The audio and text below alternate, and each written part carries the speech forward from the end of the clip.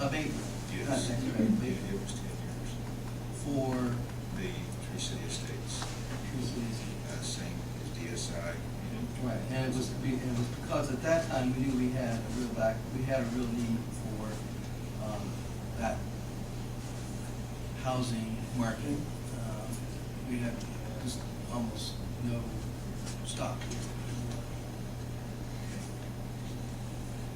I've studied statistics that you provided in other developments as well. They, more importantly, they see the future need. Yeah. Yeah, not disputing, but it wasn't here. I had to ask. How is this unlike or like what is being proposed in terms of the downtown projects that are underway at this point in time? Very, very simple. That's what I think. And like I said, the other developers see the same need. He studies that. But was that one designed for low income exclusively like this one is? Yes. It was? Welcome to moderate. Really? Yeah, I wasn't sure, I couldn't remember. So we're setting up some real precedent as well as competitions here. Right, the low income, what's the? Low income housing tax credit, LIHTC. And that's really what they want to do. Yes. November 1st has to be submitted, right? November 1st is the submission deadline. And February 1st. February something. 23rd, I think. Yeah, and later in February is when they'll make the announcement about who is allocated tax credits. So there's no guarantee yet it's gonna happen in the process. Guaranteed.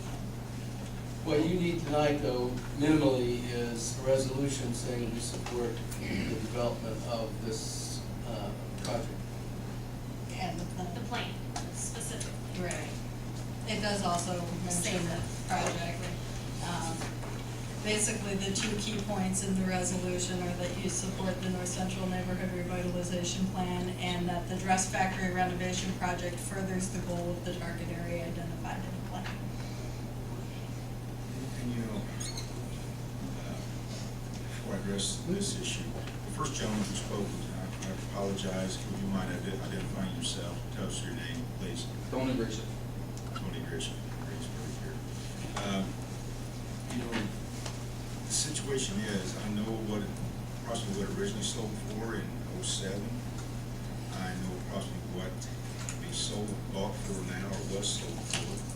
And even at the lower price, to demolish the building and haul it away in the lots that are available for housing, the value isn't there. So, and I know the updating for grid efficiencies and things that everybody's doing now and needs to be done, it's quite expensive. But if the use of an old building made good, it is a solid building. But as far as tax purposes, it's worth more renovated, like you're talking about, than it is as 3 or 4 houses from the same spot. Some of what we heard as well is that the building has an important place in the heart and memory of a lot of people in the neighborhood because they all had family or friends that worked there and know the stories and the history and the character, and that preserving that is actually quite important to the neighborhood. And it is also listed under the historical landmarks. It is. No, it's not in the district though. No, it's not. No, it's a single site. But it is stands alone historical landmarks. Well, I know that being in my district, it is definitely an eyesore. One of the biggest eyesores in the city. And I strongly support the project, just if for no other reason, making the neighborhood look much better. Quote me, or correct me, Mark, if I'm wrong, did we cut grass the day weeds? I know we worked on it this morning, I don't think we've got everything done. I know we've cleaned the front of the property and tried to remove it over time, because the current owner, when contacted, said they were just walking away from it. You're gonna vote at that point in time. And I know that we also removed the two large trees that are in the picture that's in the process of falling down. Ordered to remove those. I didn't know if you had, if we did it or somebody ordered it. So we did. For safety reasons. And speaking of that, the area behind here over on this side has to be, Jungle, that was the part Yes. we worked on today or started. that has to be a safety concern for children. Um, I agree, I think it's a worthwhile effort. I guess I'm not, in terms of the second question, when it comes to the tax abatement, at this point in time, could we wait to see whether or not you're gonna actually do it? Bump that up, Wait. you want me to discuss that? Because the tax abatement is the next item on your Okay, agenda. if we can, are there any questions or comments remaining in the audience, any of the audience members? Gene?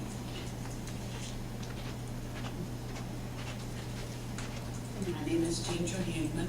One thing I'm curious about are, like the downtown project and say the YMCA and then this one, they're all competing for the same funds, correct? So is there a potential that all three of them could get it? Yes. And then my question would be, do we need that much? Well, that's what I'm saying.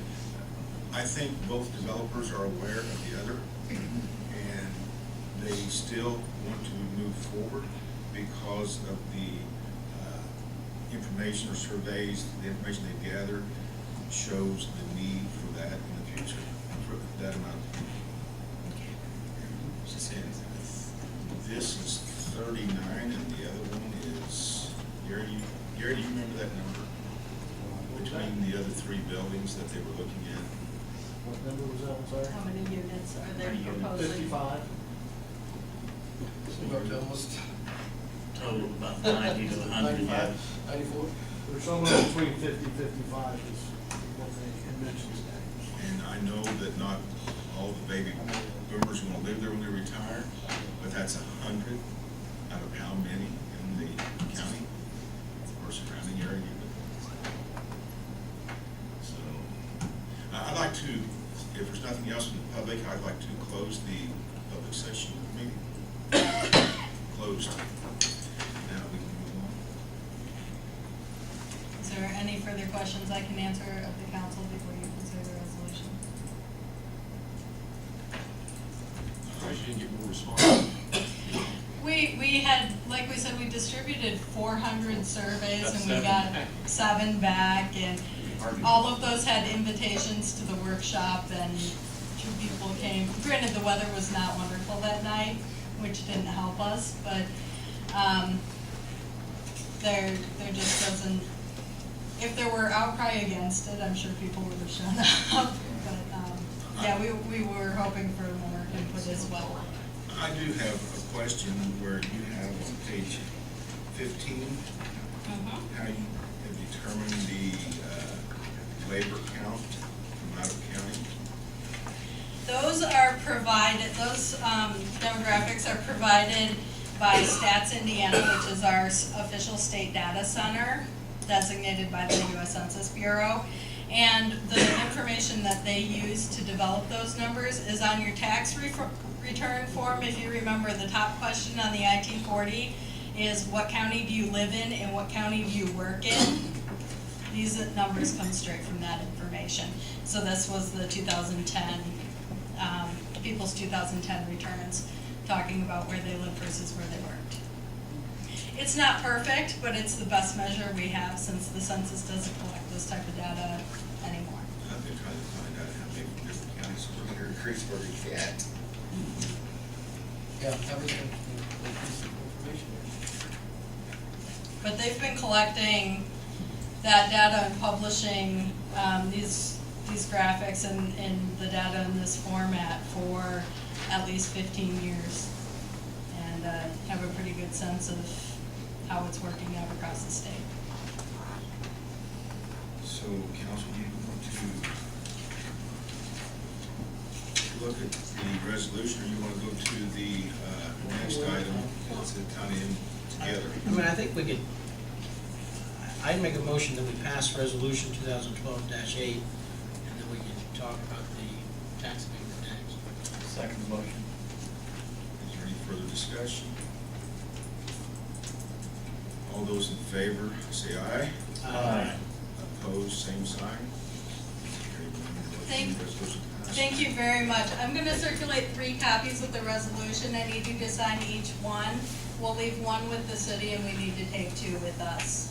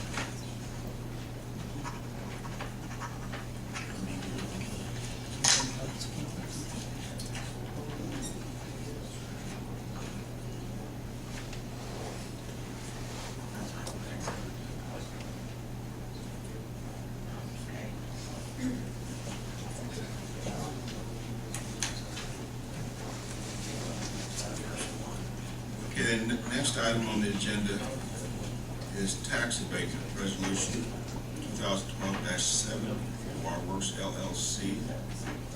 The tax abatement committee has met and it was unanimous considering the restoration of the old building and the investment into it and the taxable revenue, everything's considered for the future of that property.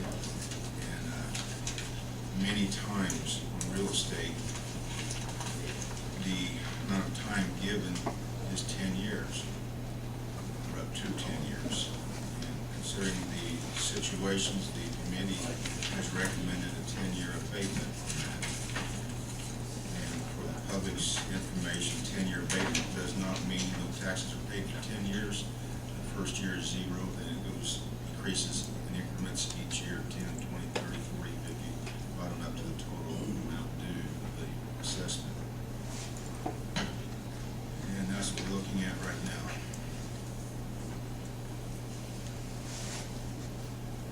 Blake, Terry, would you like to comment? Agree with that. Blake? At this point, I think, moving forward, I think we can be confident in it now with more of the background. I guess, comments. I would go with the recommendation of the tax abatement committee. I guess the concern I'd have, I'm just, or a question, maybe not concern, but the question I have the same as what Glenn was mentioning. So what if they don't get the tax credits for the project, then what happens? If the investment or the renovation falls through, the abatement still stays with the building until the next person would pick it up and sold. And that's the way it works, that's the procedure on all abatements. I'm not sure if I'm comfortable with that. At that point, then I would change my recommendation. Well, it doesn't start over. I mean, No, but let's say they sell it, and then who knows what the building gets used for then, or, and then, So if we withdraw their taxes. what's that? Sorry. Yes, but Yeah. If I can speak real quick, Dawn Gallery, Keller Development. We would withdraw our tax abatement request. In other communities, we've had a project that didn't go through, but it was very specific. That's why we get real specific on this SB1 about exactly what's going there. Because part of the reason we're asking for the tax phase abatement is because of the type of project that it it's offered only to low-income individuals at or below 60% of the area median income. So unless your attorney can tell me differently, the tax abatement doesn't go with the building as it is now. It would only happen if this particular project were built. Given the specificity of the SB1, I would agree with her. That it's, because if it's a generalized SB1, it would go more akin to with the building. But this is, your abatement is only for this specific purpose that's listed on the SB1. For the very reason that you didn't want to go forward with that, yes. I would agree. I was starting to change my mind. Let me speak for 1 minute. But if that building's sold, if they renovated it and it's sold, then it For the same continues. purposes, yeah. Yes. For the same Okay. purpose. Yes. It would have to do the same purpose. Thank Or you. what happens if it is sold, and they want it in such a nice place that it's desirable to live there, and they want to charge higher rent, will the abatement then automatically rescind, even though it's got 6 years yet to go? Or? If it's not being used for the purpose specified in the SB1, then yes.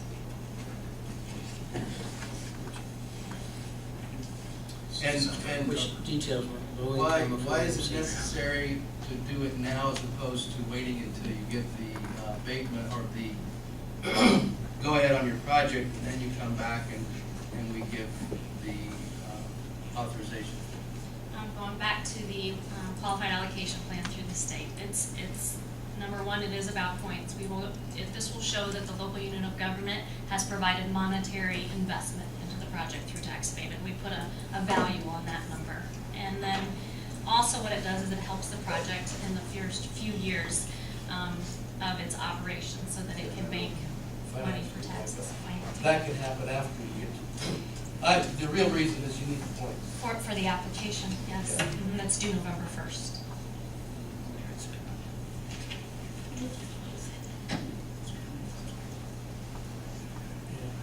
Any other questions, council? I'll make a motion that we pass resolution 2012-7 based on the tax abatement committee's recommendation. I'll second. Any further discussion? All those in favor say aye. Aye. Opposed, same sign. Thank you. Passes, thank you. Thank you.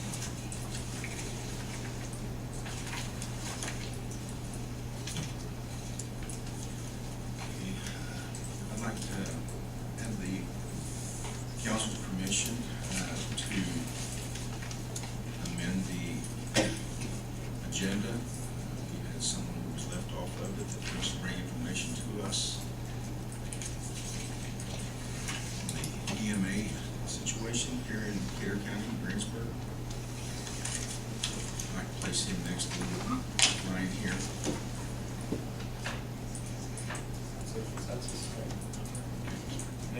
You need a motion?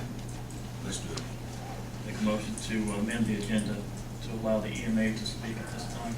Second. All those in favor say aye. Aye. Opposed, same sign. Thank you. Mr. Duckworth, the floor is yours. And thank you for coming. You're welcome, Mr. Mayor. Got some information for you. We're going to go through some of it briefly here, but just give you some background on emergency management and what the expectations are from the state.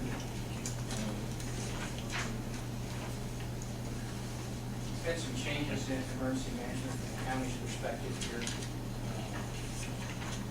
Mayor, Commissioner Dean asked me if I would brief you on it. Last month. Basically, the purpose of emergency management in any county is to work within the phases that we have for that. And we work within 4 phases. We work in what most everyone receives is during a disaster, such as response and recovery, which you witnessed during the May tornado that was ongoing by your local responders. From that point, we try to look at areas that we can mitigate things that happened in a previous disaster so we don't have to experience them again. And from that point, then we start to prepare based on those mitigations that we find to try and better our ways of our response and our recovery efforts. The first page that you have in front of you is grant performance requirements that are placed upon emergency management agents within the state from all the counties. The state will fund up to 3 positions for up to a 50% salary reimbursement, and that comes from the county general fund. None of those funds come from the city council funds or the city general fund. But what is required when we were soliciting for an EMA director position is, even to be considered for these reimbursement funds, is what you have highlighted in the red section. Those are minimum qualifications that have to be demonstrated by standardization certificates before even though we would consider those. Moving on from page 1 to page 2 is what's called the county capability assessment, and that both not only includes what we're able to provide at the county level, but what we're able to provide to the incorporated areas within the county, such as the city of Greensburg and the small towns within that. Touch briefly on that.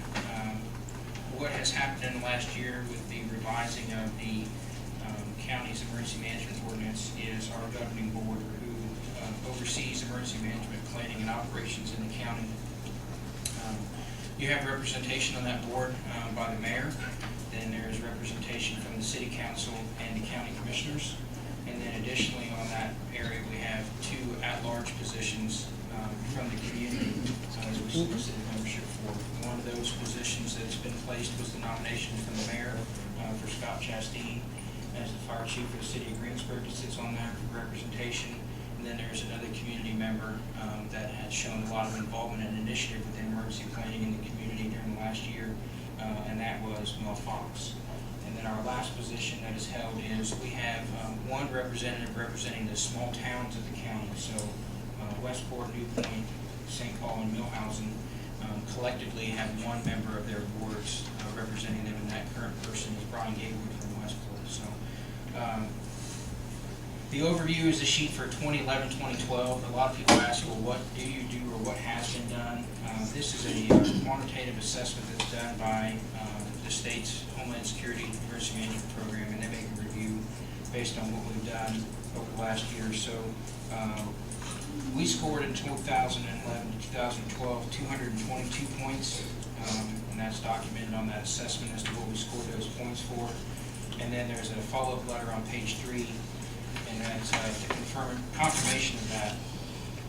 And then what it does is it says that they're eligible for the 50% reimbursement, and then it also makes you additional grant funds. And what we do with additional grant funds when we get those is we supply those out to the needs of the community responders. We provided laptop computers to the police department and the fire department as one representation of how we distribute those funds to not have to provide further draw on the current general fund status of those communities. So of 258 possible points in 2011, we scored 222 points. Forecasting then onto the following page for 2012 and 2013, there's been a significant revision into what they're expecting and what they're placing on the responsibilities for emergency management programs within the state for all 92 counties. So it's broken up into a couple different sections. The first section being administration, where they look at the involvement of the advisory council, the status of your ordinance. And then we look for the A6 item there is what we're looking at is jurisdiction as an approved strategic plan for emergency management. And that's how we involve all responders in that planning process to keep everybody up to speed. Program elements, we look at a county hazard mitigation plan and then developing an individual damage assessment plan and team. Right now we have a plan in place for that. We have a team in place, but it's developed completely of volunteers. One of the things that we've proposed in doing with that is the initial training for that is a 4-hour online course. We're looking at maybe utilizing some of our local government offices, such as the clerk treasurer's office, the street department. If we can get that training into those folks of what it takes for those individual housing assessment and we get those numbers in 72 hours, that is what helps us get into those emergency declarations faster. The faster we get those numbers to the state to let them know what the effect it is in this community, is the faster that those balls start rolling as far as those declaration processes. In one of our previous meetings, we did a slideshow presentation of the advisory council, and we gave them a picture to assess and some guidance, some brief training, and we said, okay, you can either declare this as a major, minor, affected, or destroyed home. And a lot of the times when they say, well, that's major or destroyed, according to the FEMA standards, it's minor or affected. if you can put a tarp in it, put a board on it, and still live in it, they don't consider it major or damaged.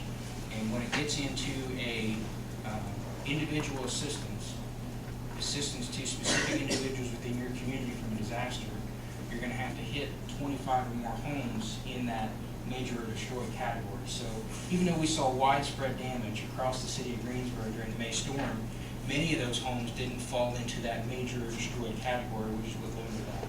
Fortunately, through a lot of work done by the city of their own, we facilitated a couple meetings, but the biggest large work was done by Mark Klosterkemper of keeping good record keeping of your costs that the city had involved during that disaster. You were able to receive some relief from the state disaster relief fund. So that's one of those stopgap measures that's in place where this continues on the process even if you don't get a federal declaration. So we're looking at working with some debris management things, and I'm not going to go through every one of those items there, but what we're looking at next year is we have to hit 232 out of 396 points in order to assess for that. So I didn't want to take a lot of your time, but we do regularly brief the commissioners at least once a quarter on what processes are going on for emergency management planning. Because there's two major functions that happen within those 4 phases that I talked about with emergency management, and what they're responsible for is the EMA director is basically the coordinator. They're kind of like the conductor of the orchestra. And most of the people will tell you they're responsible for everything, but they're in charge of nothing, because that's what you have your fire chiefs and your police chiefs and your sheriffs and those things for. We're kind of the coordinator and the orchestrator to get all those things working together and to have everybody on the same page when disaster strikes. So that's kind of what we're working towards and where we're in the area for. We have hired another deputy director, Peggy Brown, who is going through a lot of what you see printed in red on page 1. Because in order for us to have her salary eligible for any reimbursement from any of those programs, we have to do that. One of the ways that we try to coordinate information that's ongoing is a system that we've used in regular disaster planning here is a conference call program. We find that it's very difficult sometimes to get a lot of elected leaders from the city and county and everyone together and getting all the same information at the same time so everyone's well informed when it comes to either disasters or pre-planning for disasters. And we used that during the last Labor Day weekend when we were expecting significant flooding. There was about 25 people on that call at one time. We had the street department on one side, the county highway department on another, and we were talking about where folks were staging equipment based on problematic areas. So it provided a lot of input to not only the mayor but the commissioner's office that there is pre-planning that's being done, and so when they get those questions asked them to understand the pre-planning for anything, that can be explained to them. So that was one area that we used that. We also used that for this past March when we were fortunate enough to be missed. Unfortunately, Holton was not, but we eventually had a lot of our plans that were in place up here that we were able to shift down and assist their community in that time of need. So those are kind of some of the things that go along with emergency management and what our processes are involved with that. And what our intention is to, as the county seat and having a vested partner in emergency management, is to give you a quarterly update as to what's going on and what's being involved. We do that for the commissioners. We feel like we owe that to you guys as a partner involved with that. And we don't want to be that office on the backside of the old Washington School building and somebody says, is there anybody in there? So I don't know if there's anything specifically other that the mayor wanted to address tonight. And to add a little more to that, Rob, when the tornado hit, we always thought we were pretty well informed, and we found out that more, such as 72 hours assessment, we didn't hit that. It went past us, and because we had enough support from the State House, we got that to be reconsidered. We never had enough total damage in the state of Indiana, because it's just us and Bedford. In order to meet what you need for a federal declaration, the state of Indiana in its entirety has to meet a per capita damage. Right now, you have to experience about $9.6 million worth of damage to even qualify to request a federal declaration. So when our storm hit in May, or much like the mayor's talking, though that damage wasn't at that level in order for us to be considered and lumped into that. So. And because of this situation, we reacted well, but we wasn't proactive. And it's kind of embarrassing, and thankfully, Lord, no one was severely injured when that happened. now, as Rob stated about Holton, people, we've made enough effort and progress that the other communities are starting to look at us, what we've done. So we're trying to lead by example. And I think under Rob's direction this past year or so, you know, he's done an exceptionally good job, and I commend him for it. We're making strides and progress. Also on the, we were able to recoup, was it, the city of 86,000? Of our expenses. So I think it's around 89,000. it did help. I'm getting nothing, thanks to the fireworks tax. It is the fireworks tax that funds the state disaster relief fund. And what that relief fund was instituted for was specific events, much like what we went through when you're not able to meet a federal declaration, or requested federal declaration. You're able to make that request to the state based on what your damages are, what your public outlay costs are for those things. So, I commend you, Lieutenant Duckworth, you're doing an excellent job. And with our foster camper, like Lieutenant Duckworth said, Mark is instrumental in keeping the facts and the figures. we were just a coordinator and a clearinghouse for funneling the information up and back. Mark Klosterkemper is the one that's responsible for getting to that $89,000 back. All I did was just set up the meetings. He's the one that paved the way and showed us how we need to keep appropriate records for the future. Any questions? Lieutenant Duckworth? Thank you very much, Rob. Appreciate it. Moving on. Most important time of the year, I guess, for some. Trick or treat hours. 5 to 8? That's what we've always had in the past several years. I think it's 5 to 8. No, It's on Wednesday. No, it's on Wednesday. It's on Wednesday. so 5 to 8, okay with everyone? We need a vote on that. I'll make a motion that we set trick or treat hours for 5 p.m. to 8 p.m. on October 31st, Wednesday, October 31st. Second. All those in favor say aye. Aye. Opposed, same sign. Motion passes. Thank you. Next item, Personnel Policy 2012-15, amending appointments to the Personnel Committee. As I've talked to all the council and explained, the only thing that is being changed from the current policy is where it says the committee shall be comprised of the mayor and 2 city council members appointed by annually by the city council. I have proposed an amendment of the mayor being able to appoint 1 person from the Board of Works. And the reason being, the council, which you are aware of, has to approve the personnel policy by ordinance. But the Board of Works, when it comes down to any sort of controversy, the Board of Works is the one that has to address it. And that's why I thought it would be good to add one of the works. They don't vote, personnel policy doesn't. They just give their opinions to the council.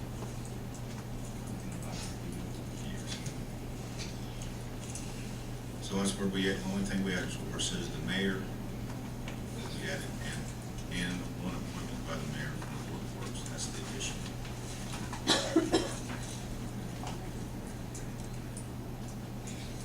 And we have the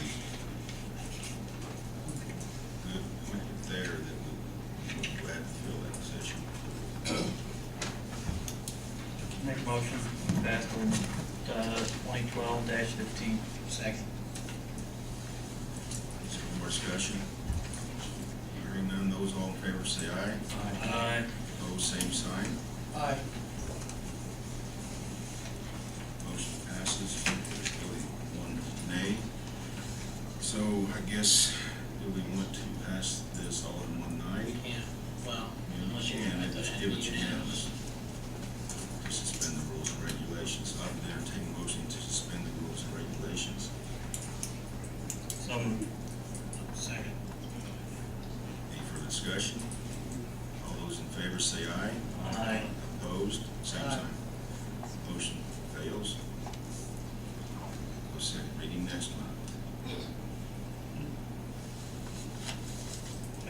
Well, I mean, I guess before we do that, maybe we could discuss what the strong opposition is. Well,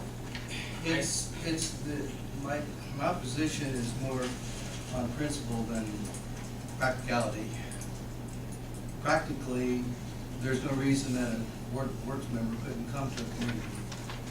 Practically, the Board of Works is already represented by the mayor. Practically, we haven't seen the committee dysfunction yet. Hasn't been a committee meeting this year, as far as I know. Practically. No, but when something comes up, I mean, you know, Right, and there's no reason that a Board of Works member couldn't come to explain if there's something, because we're really setting policy in that. We're not, I mean, there may be a problem that has arisen that the policy needs to be reconsidered, but again, the mayor's there to explain that, and there's no reason, there's nothing keeping anybody else from coming to that meeting. So on the one hand, it seems like, why make a change when it has no real effect?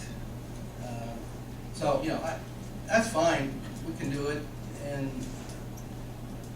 I'll withdraw my objection to the passing it on second and third reading. That's fine, go right ahead. I just see that it serves no real function, and I don't, so that's the reason I think it serves no function. That couldn't already be covered and taken care of without going through this business. I'll address the whole council, not just one individual, but thinking of the same line of thoughts, then why do we have two council members on it? That was when it was established, so I don't know, I can't answer that, but other than that, typically, council members, committee is usually made up of more than one person. And so typically, there's two. So Exactly. My point. That's why I think there should be two Board of Works members. It's a council, it's not a board. It was a board committee, yeah, but it's not a board committee, it's a council committee. So in theoretically, I could appoint an advisory board to the personnel committee. You can do a lot of things, Mayor. If you want to put an advisory committee together to come to the council and or to the council committee, certainly can. Just like I said, there's nothing keeping you bringing the whole Board of Works to that committee meeting. Really, there's nothing, I mean, there's nothing to stop that. The committee can meet and can solicit and entertain and bring information from wherever, whatever sources are there. So, that's fine. I guess I don't see the harm in adding it, because it's just adding, you know, the council's gonna set the policy and the Board of Works is going to basically administer the policy. And so to have another person from that committee there, I guess I don't see the harm in it. There's no harm, you're right, there's no harm, but there's no necessarily real purpose and necessarily why it has to be added either. It's the same token, there's no harm, I guess, there's no foul. My point is, it's just a lot of time, so rather than waste time next meeting, I'll withdraw my objection to the suspending the rules. I would say aye, and rules are suspended. Let's move on. Okay, one comment. The only thing I'm trying to do here is improve a already good group of experienced business people. Yeah, and it hasn't even been meeting. We haven't even met to know whether it's dysfunctional or not. I'm trying to get the group together because there is a lot of work to be done on the personnel policy. And haven't met yet. That's what I'm trying to Well, I'll do. make a motion then that we pass ordinance 2012-15 on the second reading. Just for the point of information, I want to clarify for the record, Councilman Tebby, you have withdrawn your objection to the suspension of the parliamentary rules of procedure as far as the reading of the ordinances, correct? That is correct. Okay, thank you. Second motion. Any further discussion? All those in favor say aye. Aye. Opposed, same sign. I'll make a motion that we suspend the rules for the third reading. Second, it'll be second reading, right? We good? just did second reading. We just did the same, okay. Third reading. This is a motion to suspend the rules for the Suspend second the reading. rules, third reading. Do I have a second? Second. For discussion, hearing none, all those in favor say aye. Aye. Opposed, same sign. Entertain a motion on ordinance 2012-15 for third reading. So moved. Second. Any further discussion? Hearing none, all those in favor say aye. Aye. Opposed, same sign. Thank you, council. Appreciate it. Okay, next item on the agenda, Gary Murray, alley vacation at Forsythe, McKee. Yes, we had a request from Mr. Grisha and his wife to vacate the alley between Forsythe and Montfort, or McKee, I'm sorry, due to people traveling at a high rate of speed on a paved portion of the alley. This has gone in front of the traffic committee, which consists of myself, the street commissioner, police chief, fire chief. And we met, looked at the issue. Fire chief brought up a concern that this individual was granted a variance to build an oversized garage along the alley. And the condition of granting that variance was that he felt that there was sufficient access to get back through just in case this did catch on fire. So he had a very big public safety concern with closing the alley. I also received 2 letters from Mr. Donald Smith, who resides at 211 McKee, requesting that the alley not be closed. And I also received 1 phone call from one of the adjoining neighbors who was not necessarily on the alley, but said that they still use that to access their property. I got a phone call as well, opposing closing the alley. Yes, It might be the same so person. it could be. Based on that, I know Mr. Grisham's here, I'm assuming that's his attorney that filed the petition, but our ordinance is required that whether this be closed or not be decided by the council. It is our recommendation from public safety and engineering that it not be closed. Did I hear you correctly? Your recommendation is that it not be closed? It not be closed. Okay. I'm Frank Hamilton. I represent Tony and Joanne Greason. And this is a north-south alley between Forsythe Street on the south and McKee Street on the north. And my client's here tonight. He has several items that he wants the council to be aware of before you rule on whether or not the alley should be closed. Tony, if you could come up here.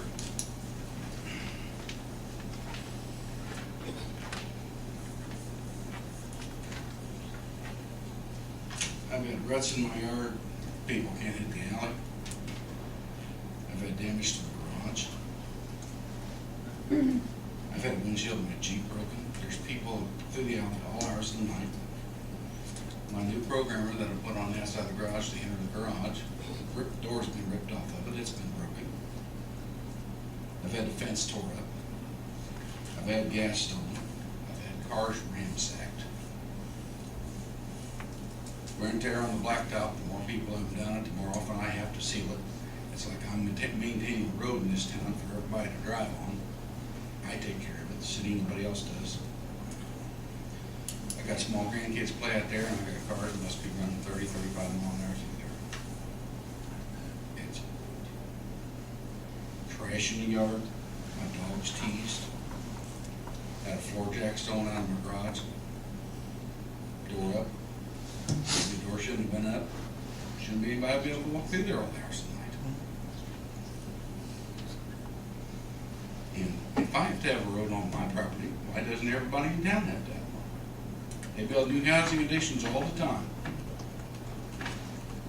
They got electric access and everything in the back of these houses, and they're gonna have to drive through the yards.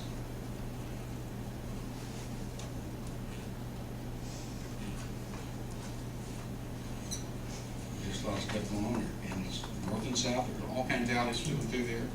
There's an alley that goes from east to west, all the way from Broadway clear to Montfort Street. There's no reason they need to drive through my property.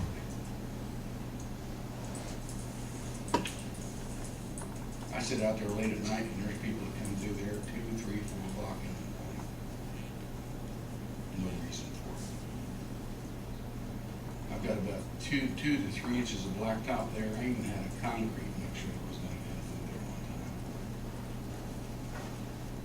I paid for that blacktop. And if more traffic on it, the more often I have to see it. It costs me money.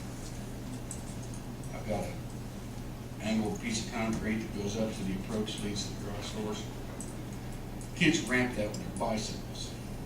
I run them off, turn my back, there's somebody doing it again. I've already had to replace a panel in the garage door. $400. Somebody got into it, would appear to look like a bicycle. If that alley's closed, they're still gonna have plenty of access to get anywhere they want to. Just that one's gonna be shut off. And if I put a gate across the back side of it, I put a black box there, and I can give the police department, utility companies, whoever needs a key to get that gate open, will have access. Just the general public's not gonna be able to drive through there and keep tearing stuff up.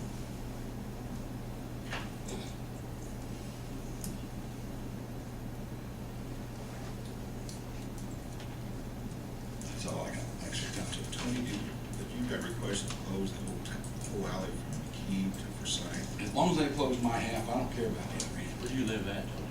I live on Forsythe Street. Right on the corner here? Right next to the big, you see the big garage actually right there, Terry, on the left-hand side of the picture. That's where you live.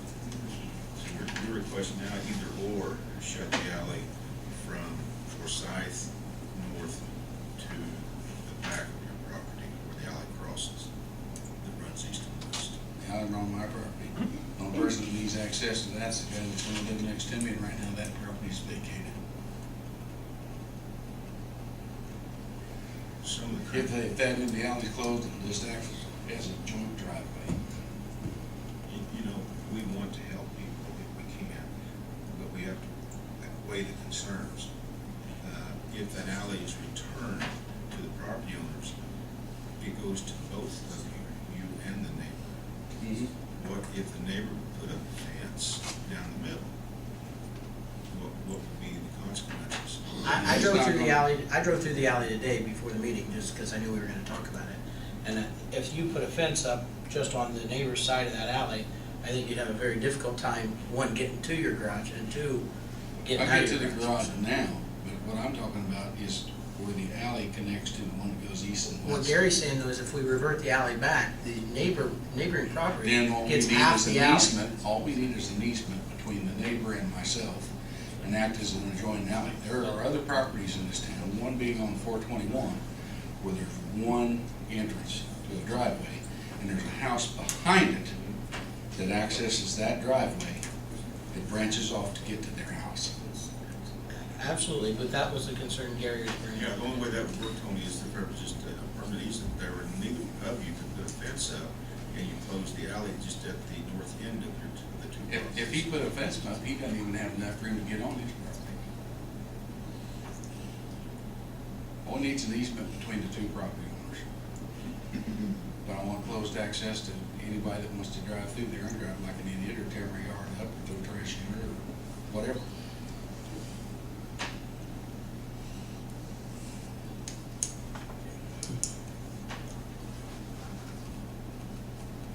What's your address? What block is that? 212. 212. And then the house on the other side of the alley is 146.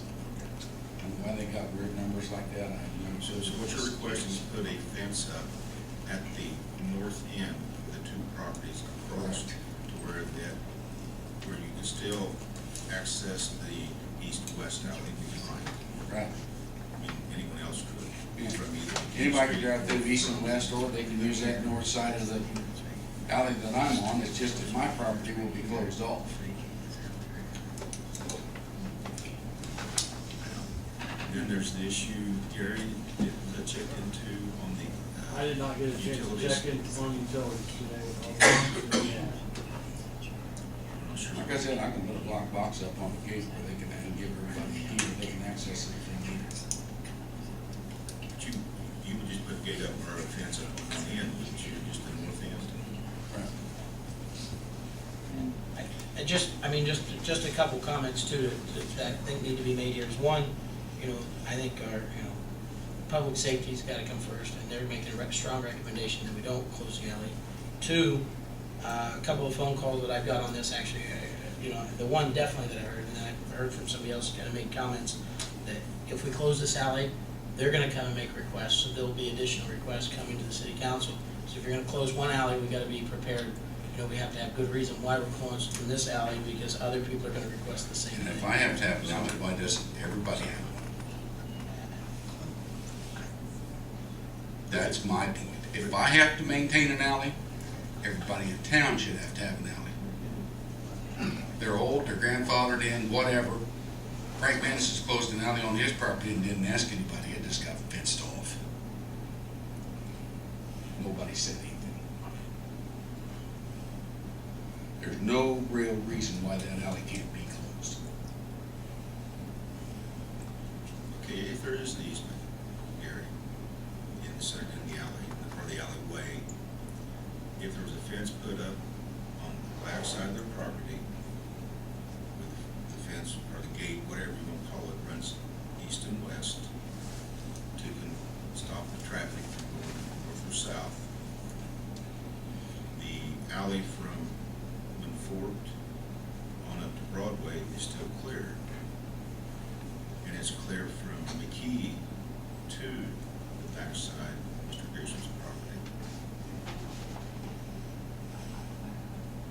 Yeah, but there, I'm telling you though, if you came in from McKee, that way you would have a very tough time turning if you wanted to turn back towards, what is it, Montfort Street that way? Yeah. That